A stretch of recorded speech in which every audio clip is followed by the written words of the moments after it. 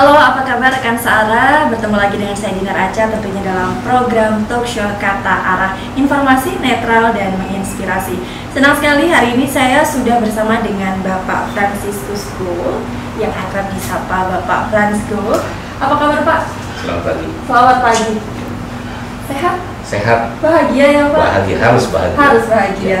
Bapak, saya banyak menonton, membaca dari banyak media bahwasanya banyak sekali yang menyebutkan Bapak Frans Go adalah seorang perantau yang sukses, kemudian CEO dari GMT Property dan juga filantropis asal NTT.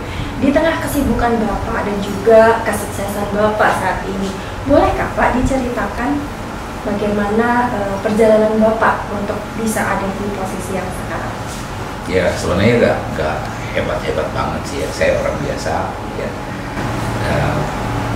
SD, SMP di Kabupaten, di NTT, KEPA, SMA di Kupang, SMA negeri, kemudian kuliahnya di Yogyakarta. Ya. Setelah selesai kuliah, dia pindah ke Jawa, di Jakarta untuk bekerja. 2003 saya berhenti dari perusahaan tempat saya bekerja. Bapak berhenti dari pekerjaan kemudian memilih untuk usaha. Bisa diceritakan Kak, bagaimana proses dari Bapak berhenti kemudian menjadi pengusaha, apa alasannya kira-kira? Ya, mungkin tiap orang akan beda-beda ya. Kalau saya hanya ingin kebebasan waktu aja. Jadi 10 tahun bekerja di 2 perusahaan multinasional yang cukup menyita waktu. Itu aja. Senang nggak kerja di perusahaan besar? Senang. Apakah jabatan pengusaha seperti saya lebih baik daripada jadi profesional? Sama aja ya. Jadi kalau dari tingkat kesenangan atau tingkat kenyamanan, bekerja di perusahaan besar juga cukup nyaman ya. Makanya saya waktu itu ingin lebih memiliki waktu yang lebih bebas, sehingga memutuskan untuk mencoba berusaha sendiri. Oke. Untuk sekarang ini, untuk usahanya selain GMT Property? Ya, jadi kurang lebih 2013 selain berusaha di bidang properti dengan macam-macamnya, termasuk pelatihan, kita bikin keuangan sebagainya. Saya set up 10 tahun lalu itu membeli klinik, terus kemudian juga ada beberapa klinik yang lain itu saya set up dari baru. Jadi kami memiliki jaringan klinik yang dinamakan KJP Klinik. Terus kemudian ada divisi baru juga yaitu makanan. Kami kayak tadi Mbak Dina pernah sebut itu village, itu salah satu konsep kami menanam tanaman sayur untuk kepentingan kota Jakarta. Nah, seperti yang sudah Bapak jelaskan tadi, ada dari segi kesehatan, kemudian perekonomian juga, kemudian ada juga pertanian.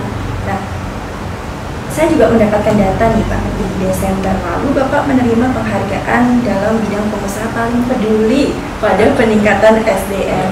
Nah, ini memang bagaimana Pak? Saya hanya ingin tahu alasan Bapak melakukan hal ini tuh kenapa gitu. Ada di pertanian, berhenti dari pengusaha, kemudian set up bisnis sendiri di pertanian, pendidikan, perekonomian. Jadi mungkin karena ketertarikan saya pada bidang sumber daya manusia. Nah itu saya nggak tahu dari mana datangnya, tapi beberapa background yang mendukung. Mulai dari 2009, 2010 saya ikut dalam kepengurusan kadin pusat juga. Kebetulan saya ditempatkan di Kementerian Pemberdayaan Tenaga Kerja. Nah, kedua kita mendapatkan data bahwa 2025 nanti dari sekarang ini sampai 2025 Indonesia mengalami bonus demografi di mana anak muda usia produktif lebih besar daripada yang non produktif ya. Kemudian saya juga menulis buku, mungkin bisa dilihat di toko buku. Saya juga menulis buku, 2 buku yang saya buat juga dalam tema bagaimana anak usia muda, pemuda diberdayakan. Karena kalau kita ingin mencapai Indonesia emas, salah satu faktor utama adalah sumber daya manusia. Nah, ketertarikan saya di situ membuat bisnis saya ini cukup banyak terlibat dalam hal seperti itu. Contoh misalnya di JMT Property. Selain kita bisnis, saya juga membentuk JMT Institute, di mana pelatihan khusus yang lebih ke properti saya arahkan ke sana, pelatihan khusus yang tidak mereka dapatkan di bangku kuliah. Dan sampai hari ini menurut catatan dari institut kita sudah meluluskan lewat short course itu sudah meluluskan lebih dari 3.000 lulusan. Ya, itu membanggakan dan boleh saya katakan hampir sebagian besar masih bekerja. Jadi itu salah satu pendukung pendidikan vokasi sebenarnya. Jadi lulus sarjana tapi plus ya mereka dengan berbekal course dari kami, mereka bisa bekerja di perusahaan-perusahaan besar bermodalkan pengetahuan praktis dari kami. Di bidang kesehatan juga sama, ya. Jadi kami selain bisnis pengobatan, kami juga membentuk komunitas Milway, komunitas hidup sehat. Nah itu melibatkan banyak anak muda. Bisa dilihat di www.milway.co.id. Ya itu bentukan saya, dia membentuk komunitas muda yang peduli dengan kesehatan. Nah, di bidang pertanian juga begitu. Saya terus, mungkin nanti kalau Mbak Dina ada waktu bisa berkunjung ke daerah. Oke, luar biasa sekali Pak Frans. Saya amazed gitu melihat, mendengar cerita dari Pak Frans apa saja yang sudah dilakukan dalam banyak bidang. Termasuk juga saya membaca Bapak punya yayasan ya Pak? Yayasan keluarga. Felix Mariaku. Itu yayasan keluarga. Seperti apa? Jadi itu nama gabungan dari ayah dan ibu saya, Felix dan Mariaku. Ya. Itu terinspirasi dari gaya hidup ayah saya, ya ayah ibu saya. Sewaktu kita masih kecil di daerah, saya melihat banyak teladan hidup yang beliau tunjukkan, dan termasuk yang sangat saya apresiasi dari ayah saya adalah dia memiliki wawasan yang luar biasa. Bayangkan kalau kita memiliki orang tua yang wawasannya sempit, ya, tentu dia akan berpikir buat apa kuliah sampai ke Jawa, buat apa harus kerja sampai ke Jawa. Sebenarnya cukup sudah lulus SMA, cukup kerja jaga toko di NTT, ya, harusnya begitu ya. Tapi orang tua saya lain, berbeda. Beliau sering membaca, jadi beliau mempunyai wawasan yang luar biasa. Kami ditempa untuk terus meraih pendidikan tinggi. Kakak saya, adik saya, semua S2, ya, dari kebanyakan dari Universitas Terkenal di Jogja, Universitas Negeri, ya. Terus kemudian dari situ sepeninggal beliau 15 tahun lalu beliau meninggal, saya ingin mengabadikan semangatnya, mengabadikan teladannya lewat yayasan itu. Dan yayasan ini kami dirikan anak-anak semua, ya, anak-anak dari Bapak Felix, kami mendirikan yayasan. Lebih banyak saat ini fokus di NTT, mulai dari program sosial, termasuk dalamnya pemberdayaan ekonomi, terus kemudian ada pelatihan, ya, pendidikan, kemudian ada di bidang hukum juga beberapa training tentang gender, ya, pelecehan seksual bagi anak perempuan di sana, termasuk TPO, ya, itu kita sangat concern di bidang itu. Terakhir bulan yang lalu kami dari yayasan juga melakukan keliling beberapa pulau untuk melakukan pelatihan jurnalis. Kita percaya bahwa anak NTT pasti bisa, ya, bisa mengukir Indonesia, mengukir pengetahuan lewat pelatihan-pelatihan itu. Oke, luar biasa. Bapak sampaikan tadi banyak teladan dari orang tua dan sebagainya. Itu kemudian yang melatar belakangi Bapak untuk berdedikasi dalam berbagai bidang. Iya, iya. Jadi kita berkomit untuk menjaga semangat ayah saya ini lewat karya-karya yayasan. Ya, kami bukan cuma bantuan fisik, bukan bantuan keuangan aja, tapi kami masuk dalam bantuan pelatihan, ya, soft skill juga. Banyak yang sudah kita lakukan di sana. Oke, luar biasa. Pak, boleh saya tahu domisili Bapak untuk saat ini tinggalnya Jakarta. di Jakarta. Oke, apakah ada keinginan untuk pulang ke NTT atau kembali ke NTT, meskipun kita semua tahu bahwa membangun NTT tidak harus berada di sana. Ya. Keinginan untuk pulang ya setiap tahun pasti saya mungkin lebih dari 2 kali pulang ya. Jadi pulang untuk seperti biasa tradisi kita harus nyekar liburan itu pasti pulang ya, dan kemudian beberapa hari raya atau mungkin ada ponakan yang nikah pasti saya balik. Jadi setahun itu saya pasti bisa pulang 2-3 kali ya ke tanah air sendiri ya. Nah kalau ditanya keinginan untuk membangun, saya sudah melangkah lebih jauh di sana ya, banyak jejak yang saya buat. Contoh SDN SMP Santo Gabriel di Malaka, kemudian saya membangun juga panti jompo di Galia, ini kami ada pengembangan dari panti jompo di sana. Kemudian yaitu tadi yang saya bilang kita mulai bantu dengan hidroponik, karena di sana kan tahu NTT kan sebagian besar itu tanah gersang, curah hujannya rendah, sehingga mungkin model hidroponik pasti bisa solusi. Dan kami sudah beberapa titik sporadis untuk memberikan pelatihan dan memasang instalasi hidroponik. Dan nanti nyusul ini dalam tahun ini mungkin kita masuk dengan yang ayam telur ya, dengan konsep kecil, simple, tapi bisa memberikan asupan protein bagi warga terpencil. Kalau boleh saya tanya, apakah tidak ada keinginan untuk menetap di NTT? NTT kan milik Indonesia, jadi menetap di Indonesia saja. Menetap di Indonesia. Di mana aja sama. Di mana saja. Oke, luar biasa. Bapak, ini kita agak sedikit bergeser lagi. Saya menarik tadi, Bapak kan sangat tertarik dalam bidang SDM. Banyak juga yang sudah Bapak lakukan, gitu kan? Generasi emas, bonus demografi. Akan tercapai tidak, Pak? Kalau dalam sisi volume jumlah pasti tercapai. Tapi apakah jumlah pemuda itu sesuai dengan keinginan pemerintah atau keinginan kita bersama, bahwa pasti sebagian besar memiliki kualifikasi bermutu. Nah itu yang menjadi PR kita bersama ya. Kalau kita lihat data BPS masih di tengah-tengah, karena mungkin karena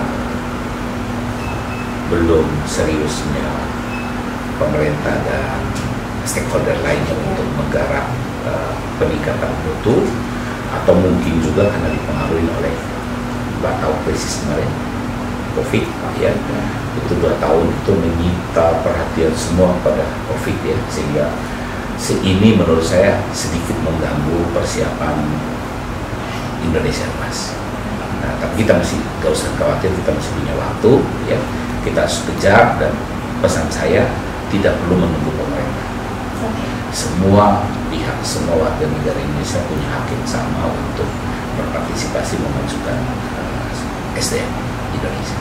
Tapi adakah Pak solusi untuk pemerintah supaya bonus demografi dan juga Indonesia Emas itu tidak hanya tercapai dalam segi kuantitas? Ya, pasti. Jadi satu yang kita sudah sepakat adalah pendidikan. Ya, kita lihat program pemerintah sudah, kalau tidak salah sudah bebas sekolah SD dan SMP. Ya, kita lihat di data BPS per 2023 pun jumlah yang lulus SMA juga masih belum, yang kita sebut angka partisipasi ya, jumlah anak muda yang bersekolah dan lulus SMA juga masih belum terlalu menggiurkan, artinya belum huge ya. Nah ini perlu kerjasama semua pihak, yang saya bilang pemuka agama juga, selain pemerintah daerah ya, terus guru, tokoh masyarakat untuk mendorong anak-anak kita semua kalau bisa lulus SMA. Ya. Apalagi kita lihat beberapa kontestan dari presiden kita, calon-calon presiden kita ya. Saya bahagia sekali karena semua memilih pendidikan, ya, semua memilih pengentasan kemiskinan, semua memilih persiapan sumber daya manusia sendiri. Anak muda Indonesia harus bisa. Harus bisa. Ya. Anak muda Indonesia harus bisa. Kalau boleh Pak, bagaimana dengan Bapak kan putra kandung NTT. Ya. Bagaimana dengan pemuda yang ada di NTT? Saya tetap optimis karena dalam jumlah sebenarnya kalau dikomparisi dengan nasional kan jumlahnya tidak terlalu banyak ya. Jumlah penduduk Indonesia NTT 5,8 juta, jumlah penduduk usia muda kurang lebih sekitar 3 juta, dan di antara 3 juta itu saya pikir Mbak Dinar juga yakin separuh. Buktinya semua pemret, semua orang media di Jakarta diisi oleh orang-orang NTT. Ya, kita punya calon, bukan calon tapi anggota parlemen, senator dari NTT juga sudah hebat-hebat semua kan. Nah, tinggal diaspora ini, kita yang berada di, yang sudah lebih dulu merantau dan sudah lebih dulu mengenyam pendidikan, tanggung jawab kita untuk menarik semua, ya, memberikan kesempatan kepada semua anak NTT untuk bisa mengenyam pendidikan akademik atau pendidikan vokasi, ya, dengan keterampilan, dapat keterampilan. Jadi saya optimis bisa, karena dalam jumlah mungkin yang kita kerjakan itu sisa 1 juta atau 1,5 juta, ya, isi gampang sebenarnya. Pak Frans, terakhir sebelum kita selesaikan diskusi, saya ingin tanya, kita yang muda-muda seperti saya generasi milenial, juga generasi Z nantinya akan menghadapi bonus demografi, bertanggung jawab juga untuk Indonesia emas. Apa sih yang harus kita lakukan, Pak? Selain jangan menunggu pemerintah, tapi apa yang kita bisa lakukan di bidang apa? Bagaimana caranya supaya kita bisa mengikuti jejak-jejak senior kita nih yang sudah sukses di bidang masing-masing? Kalau usaha dari dalam diri sendiri itu adalah sebenarnya dari sekitar harus memberikan motivasi. Tentu kan dari personal SDM itu sendiri ingin maju atau tidak, tapi kan dipengaruhi oleh lingkungan sekitar. Jadi kita yang berada di surrounding sekitar, kita harus memotivasi mereka, terus memberikan kemudahan-kemudahan, ya. Pemerintah dengan tupoksinya dia bisa memberikan kemudahan infrastruktur, pendidikan, dan mungkin seperti kayak wifi, ya, jaringan internet itu. Nah, itu bisa mempercepat anak muda untuk mendapatkan pengetahuan. Nah, itu kalau itu bisa dibantu pemerintah, kemudian kita yang dari pihak swasta juga bisa bahu-membahu memberikan semacam kayak program beasiswa, ikut berpartisipasi program beasiswa, atau menjadi orang tua asuh, atau pengusaha yang ada di NTT maupun di luar NTT berjuang untuk menarik semua anak-anak muda yang siap pakai magang di perusahaannya. Nah, itu sangat bagus. Itu bisa mendukung anak muda yang lebih maju. Dan itu yang dilakukan oleh Pak Frans sekarang? Iya, saya coba tapi dalam skala kecil, ya. Dari ada anak-anak dari Pulau Alor, SMA Kristen yang sekarang tinggal dengan saya di rumah, saya kuliahkan, dan sambil waktu libur mereka juga ikut membantu usaha saya, dan saya bangga ternyata mereka bisa mencapai IP di atas 3,8. Ingat, anak NTT pintar, ya. Nah, hanya kita bagaimana kita memberikan kesempatan. Saya juga intervensi di Malaka, ya, membantu sekolah-sekolah yang masih belum terjangkau dana BOS, itu kita harus bantu juga. Nanti pelan-pelan BOS akan, dana BOS itu akan ambil alih, ya, estafet. Sebagai contoh, sekolah SMK di Manggarai, itu bangunan sekolahnya pemerintah yang bangun. Kami hanya bahu-membahu membiayai gaji guru di awal-awal. Nah, itu salah satu cara kerjasama supaya banyak anak bersekolah, banyak anak bermutu, dan mereka benar-benar bersekolah. Oke, luar biasa sekali. Jujur saya pribadi merasa terinspirasi dan juga terbakar semangat saya, Pak, untuk berkontribusi mencapai Indonesia Emas. Kemudian saya juga akan akan ikut gitu ya, ikut juga berusaha untuk berkontribusi, tidak hanya untuk diri saya sendiri, tapi juga untuk negara dan orang-orang sekitar. Terakhir, Pak Frans, butuh quotes nih, kalau anak-anak muda butuh semangat dan quotes dari Pak Frans. Silakan Pak, apa kira-kira quotesnya? Jadi dari saya cuma pesan kita semua anak-anak Indonesia, terutama yang dari Indonesia Timur, kita juga bisa. Hanya belum atau kurang diberi kesempatan. Buktinya saya bisa karena dapat kesempatan oleh orang tua, dikirim sekolah, kuliah, dan mendapat kesempatan bekerja, mendapat wawasan yang lebih luas dibanding dengan teman-teman kita yang belum sempat bersekolah atau dikirim sekolah ke Jawa, ke Jogja ya. Itu buat saya. Jadi kita anak-anak Indonesia bisa, anak-anak di pedalaman pinggiran juga bisa. Mari kita bahu-membahu mendukung mereka yang belum mendapat kesempatan untuk mendapatkan peluang untuk bisa sejajar anak-anak Indonesia. Oke, saling bahu-membahu. Terima kasih Pak Fransko atas waktunya. Ini tentu menjadi inspirasi, menjadi wawasan baru dan juga semangat baru, khususnya untuk anak muda yang ada di Indonesia. Sekali lagi terima kasih banyak atas waktunya Pak Frans. Rekan Sarah, tibalah kita di penghujung acara. Sampai bertemu lagi dalam program talk show Kata Arah selanjutnya. Jangan lupa untuk subscribe, like, komen, dan share. Dan sampai jumpa di talk show berikutnya. Saya Dinar Aca, pamit undur diri.